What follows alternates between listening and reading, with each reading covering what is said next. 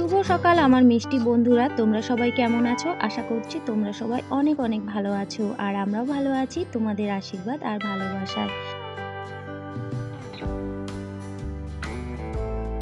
তো বন্ধুরা, তোমরা যে যেখান থেকে আমার ভিডিওটা দেখছো তোমাদের সবাইকে অনেক অনেক ভালোবাসা জানিয়ে কোচবিহার জেলার একটা ছোট্ট গ্রাম থেকে আমি ঝুম আবারও হাজির হয়ে গেলাম সুন্দর একটা ব্লগ নিয়ে। আশা করছি পুরো ব্লগটা জুড়ে আমার সাথেই থাকবে।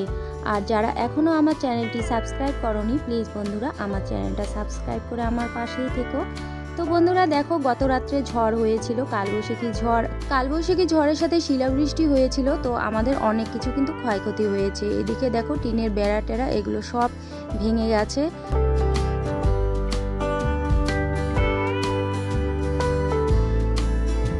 একটা পেঁপে গাছও ভেঙে গেছে, ফল ধরেছিল, অনেক ফল ধরেছিল, সেই পেঁপে গাছটাও ভেঙে গেছে। মন্দিরের সামনে একটা ফুলের গাছ ছিল, স্থলপদ্মের গাছ, তো ওই গাছটাও ভেঙে গেছে। তো এইরকম ঝড় আসলে না, এই যে গাছগাছালি সব কিছু এরকম ভেঙে চুরমার হয়, তখন মনটা কিন্তু খুবই খারাপ হয়ে যায়।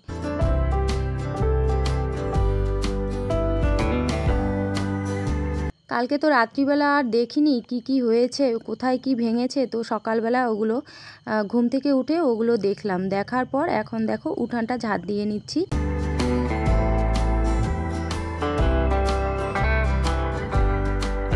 আর যেহেতু কালকে ঝড় হয়েছিল, দেখো উঠান ভর্তি পাতা হয়েছে, তো এগুলো ঝাড় দিতে না খুবই কষ্ট হচ্ছে আজকে। কিন্তু কাজ তো করতেই লাগবে, ঘরবাড়ি তো পরিষ্কার করতেই লাগবে, তাই না? এই ঝড় বৃষ্টির দিনগুলো না সেজন্য আমার ভালো লাগে না। এইদিকে তো ঘরবাড়ি ভেঙে যায়, গাছপালা পড়ে যায়, আবার এদিকে কারেন্ট থাকে না, আর এদিকে ঘরবাড়ি নোংরা হয়, সেগুলো আবার পরিষ্কার করতে লাগে। আর এদিকে তোমাদের দাদা ভাই যে ফুল গাছটা ভেঙে গেছে, ডালপালাগুলো ওগুলো কেটে দিচ্ছে, না হলে না ওয়েটটা সহ্য করতে পারবে না, তাতে আবার গাছটা মরেও যেতে পারে। আর দেখো কি সুন্দর স্থলপদ্ম একটা ফুটেছে। আর আমাদের এখানে যেহেতু দোলমেলা হচ্ছে, তো প্রচুর পরিমাণে গাড়ি বাড়ির সামন দিয়ে যাচ্ছে। ভয়েস দিতে আজকে আমার খুবই কষ্ট হচ্ছে, কেননা একটু পর পর গাড়ি যাচ্ছে, থামছি আবার ভয়েস দিচ্ছি, তবুও কিন্তু ভিডিওতে সাউন্ড চলে আসছে। তো প্লিজ বন্ধুরা কিছু মনে করো না, একটু ইগনোর করে নিও।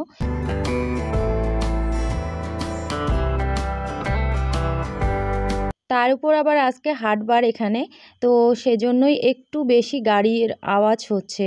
বাইক প্রচণ্ড পরিমাণে যাচ্ছে, টোটো যাচ্ছে, সেজন্যই আওয়াজ হচ্ছে, আর ভয়েস দিতে আমার খুবই অসুবিধে হচ্ছে। তো বন্ধুরা দেখো, উঠান ঝাড় দেওয়ার পর আমি এখন এই যে সিঁড়িটা কাদা কাদা হয়েছে, সিঁড়িটা এখন ধুয়ে নিচ্ছি।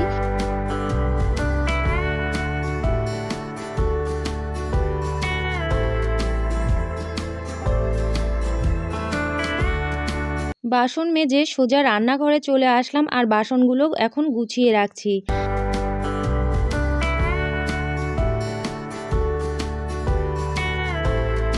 ঝড়ের জন্য কাপটাপগুলোতেও নোংরা পড়েছে, ধুলোবালি পড়েছে, তো এগুলো এখন মুছে নিচ্ছি সব কিছু।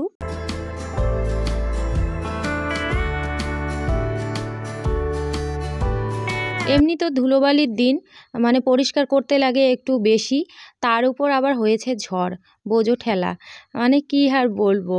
আর ঘরবাড়ি নোংরা থাকলে আমার না, যতক্ষণ আমি পরিষ্কার না করব ততক্ষণ আমার মনের মধ্যে শান্তি লাগবে না। তো সব কিছু পরিষ্কার করলাম, করে এখন দেখো ভাত বসিয়ে দিয়েছি।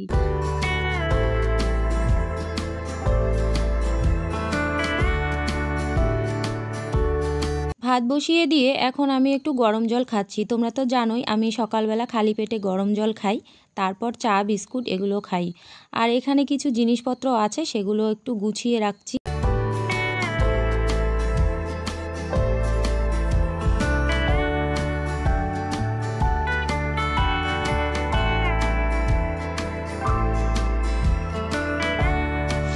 বাইরের কাজকর্ম সব কমপ্লিট করে এখন রান্নাঘরে এসেছি। তো রান্না করছি, ছেলে যেহেতু আজকে পরীক্ষা শুরু সোমবার, তো 9:30 বাজে। তো কী কী রান্না করছি দেখিয়ে দিচ্ছি তোমাদের। সবজি কেটে রেখেছি, আর এদিকে মাছ ভাজা বসিয়ে দিই। দেখো এখানে এই যে ডাল সেদ্ধ হয়েছে, ডালটা সোমবার দেওয়া শুধু বাকি। এখানে এই যে শাক, আর এই যে মাছের ঝোল করব, ডাঁটা আলু আর বেগুন দিয়ে। আর এখানে ভাতও হয়েছে, সেই গরম।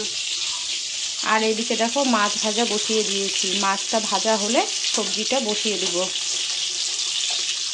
তো বন্ধুরা দেখো এখন এই যে মাছের ঝোলটা বসিয়ে দিয়েছি, ডাঁটা আলু বেগুন এগুলো দিয়ে হালকা করে ঝোল করব, মানে বেশি ঝোল করব না যেহেতু ডাল আছে। আর আমি কিন্তু রান্নাতে হালকা মশলাই ব্যবহার করি, হালকা একটু জিরে দিব আর পেঁয়াজ কাঁচা লঙ্কা, এটাই আমার মশলা, এগুলো দিয়েই রান্না করা হয়, আর একটু আদা বাটা। তো রান্না কমপ্লিট, রান্না করে এখন দেখো গ্যাসের চুলাটা মুছে নিচ্ছি আর রান্নাঘরটাও পরিষ্কার করে নেব। আর ছেলে ওদিকে স্নান করতে গেছে, যেহেতু ছেলের আজকে পরীক্ষা, ও স্নান করছে আর আমি এদিকে এগুলো পরিষ্কার করে নিচ্ছি, তারপর ওকে খেতে দেব।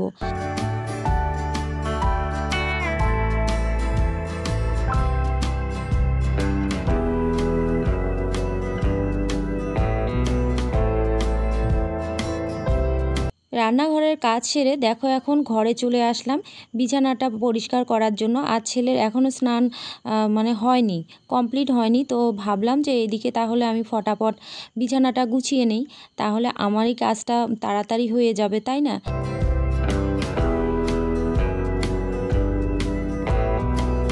সকালবেলা ঘুম থেকে উঠেই শুরু হয়েছে কাজ কাজ আর কাজ, কাজ ছাড়া আর কোনো কথা নেই। আমাদের গ্রামের গৃহবধূদের, গ্রামের হোক আর শহরের হোক, যারা মানে বাড়ির কাজকর্ম করে তাদের যে কতটা পরিশ্রম হয় সেটা যারা কাজ করে তারাই বোঝে, তাছাড়া কিন্তু কেউ বুঝবে না। মানে একটার পর একটা কাজ, বিশেষ করে বাচ্চাদের যদি পরীক্ষা থাকে তাহলে বেশি আরও চাপ, এদিকে বাচ্চাদের পড়ানো, এদিকে আবার রান্না বান্না, টাইম মতো খাওয়া দাওয়া করানো, আবার সংসারের কাজকর্ম, আমাদের বাড়ির বউদের কত যে দায়িত্ব। তারপর এদিকে তো আবার আছে কাপড় কাচা, ঘর মোছা, কত কিছু কাজকর্ম।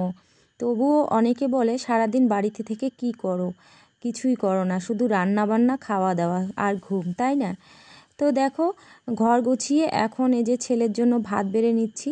তো ছেলের জন্য ভাত বাড়তে বাড়তে না আমারও মনে হলো যে আমিও একটু খাই, কেননা আমারও খিদে খিদে লাগছে। তো এখন ছেলের জন্য আর আমার জন্য ভাত বেড়ে নিচ্ছি।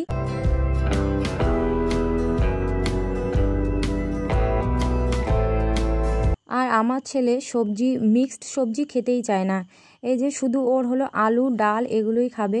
এখন দেখো আমি এখান থেকে আলু, এই তরকারিটা থেকে আলু বেছে বেছে ওকে দিচ্ছি, তখন যে এত খারাপ লাগে কি আর বলবো, খুব খারাপ লাগে যে বেছে বেছে সব কিছু দিতে লাগে। আর দেখো ছেলে খেয়ে দিয়ে স্কুলে চলে গেল। তো বন্ধুরা দুপুরবেলার পর তোমাদের সামনে আর আসিনি, স্নান পুজো সব করে একটু রেস্ট নিয়েছিলাম। রেস্ট নেওয়ার পর তারপর তো কাপড় টাপড় এগুলো গোছানো আছে, তো ওগুলো আর তোমাদের সাথে শেয়ার করিনি।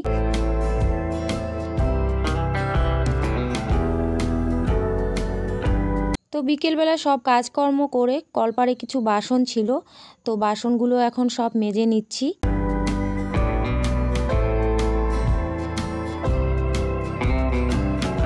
তো বন্ধুরা সবসময় তোমাদের একটা কথা আমি বলি, তোমাদের কাছে রিকোয়েস্ট করি যে প্লিজ বন্ধুরা তোমরা আমার ভিডিওগুলো দেখো, তোমরা একটু সাপোর্ট করো, তোমরা আমার পাশে থাকো, কেননা তোমাদের সাপোর্ট আর ভালোবাসা না পেলে তো আমি কখনোই এগোতে পারবো না। আর প্লিজ বন্ধুরা খুব কষ্ট করে ভিডিও করি, তো প্লিজ একটু সাপোর্ট করো, আমার ভিডিওগুলো দেখো, লাইক কমেন্ট আর শেয়ার করো, আর চ্যানেলটা সাবস্ক্রাইব করে দিও। তো দেখো এখন একটু চা করে নিলাম, চা খাবো।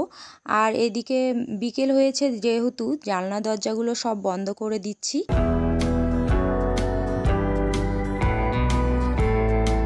তো বন্ধুরা আজকের ভিডিওটা এখানেই রেখে দিচ্ছি, ভিডিওটা ভালো লাগলে লাইক কমেন্ট শেয়ার করতে ভুলো না।